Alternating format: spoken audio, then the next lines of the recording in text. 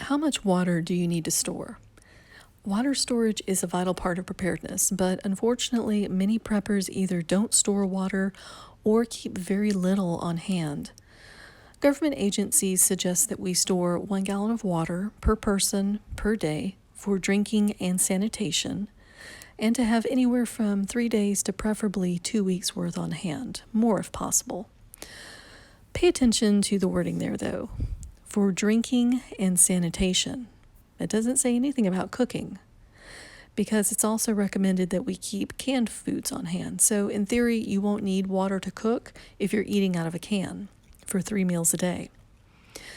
So let's just run with that. In terms of sanitation, that gives you a half a gallon for personal hygiene, which would be everything from brushing your teeth to washing your body to washing or rinsing out any soiled clothing. That's doable if you are going to be doing a sponge bath only and you won't be getting dirty or sweaty throughout the day, and probably not washing your hair unless it's very short. And also you should be fine as long as you don't need any additional water to maybe clean medical equipment, prosthetics, wound care. If you were to become ill, then you would need to have extra water on hand for additional hygiene to keep yourself clean, and also for additional fluids so that you don't become dehydrated. Now, as far as drinking water goes, that half gallon a day is 64 ounces. Now, you can use that ration to make yourself coffee, tea, your favorite powdered drink, Kool-Aid, Tang, lemonade, whatever it is, if you don't like drinking just plain water, and a lot of people don't. But if you think about how much you drink every day, you're going to realize that a half a gallon isn't very much at all. Those 8-ounce glasses a day, that's not much. It's the absolute bare minimum. You drink way more fluids than you realize. Just think about the size of a can of soda, for example. That's 12 ounces. Now, when you pour yourself a cup of coffee in the morning or a glass of tea in the afternoon or whatever it is that you're drinking, are you pouring 8 ounces? Or is that glass closer to that 12-ounce size can of soda? Or is it even more than that? And how many of those do you drink in a day on average? So you need to keep that in mind. You're drinking more than you think you are. Even if it isn't just plain water, you're having other beverages, other fluids that you're intaking.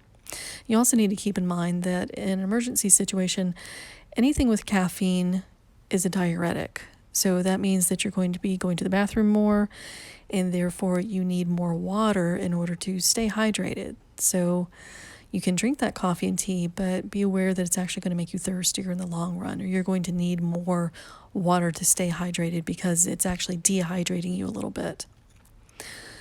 Now, obviously, this 1 gallon per person per day is intended for a very short-term emergency situation. The 3 days to 2 weeks time frame, remember? Tops. You would not want to be on such a restricted amount of fluids for the long haul because it just simply isn't enough. In fact, after about 3 or 4 days, you're likely to realize and wish that you had more water. You can make it for 2 weeks. You could. But honestly, it's not going to be a good time. It's really not. It's going to be rough. So, as long as you are sitting quietly in your home, you're neither too hot or too cold, not active or exerting yourself, and more importantly, you're not using that water to cook or rehydrate any freeze-dried or dehydrated foods. No soaking dry beans, no cooking rice or pasta, and not sick in any way that require extra water for that hydrine or electrolyte solution to keep you hydrated. You see where I'm going here?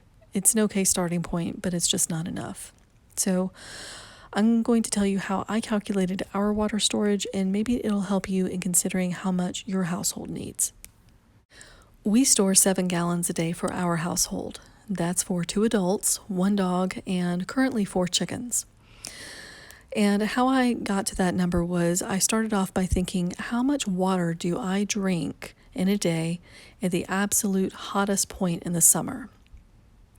And I can drink a gallon if I've been active, working in the yard, or if it's just a particularly blazing hot day. Mr. does not drink as much water as I do, but he does drink coffee and he likes to mix up some lemonade in the summertime. And he also sweats a lot, and his electrolytes will get out of whack if he sweats too much. So I try to keep extra water on hand for electrolyte solution in order to keep him properly hydrated so that doesn't happen. So to keep it simple, I just went ahead and allowed a gallon of water for him too. So that's our 1 gallon per person per day, but that's just for drinking. Now, initially we went with a half a gallon for hygiene and a half a gallon for cooking. During the Texas freeze this year, though, that was put to the test. The half a gallon for cooking seemed to be enough for the two of us. However, after everything was over, I wound up adding another half a gallon to hygiene because on the very last day, one of us got a little sick and needed a little more water for hygiene purposes and to clean up some clothing. So now that is 5 gallons for the two of us combined, 2.5 gallons per person per day, and that breaks down to 1 gallon for drinking, 1 gallon for hygiene, which is personal hygiene and laundry, and a half a gallon for cooking. Now, obviously, you won't need all of that every single day, but if you do get sick and need the extra water for hydration, then it's there. When you need to wash clothing, the water is there. But wait, there's more. I do also allow 1 gallon for the chickens because in the heat of summer here in Texas, they will go through a gallon a day or pretty close to it when it's blazing hot outside. And it also allows enough to give them electrolytes as well if we get a sick bird or if the flock is looking a little bit droopy and they need it.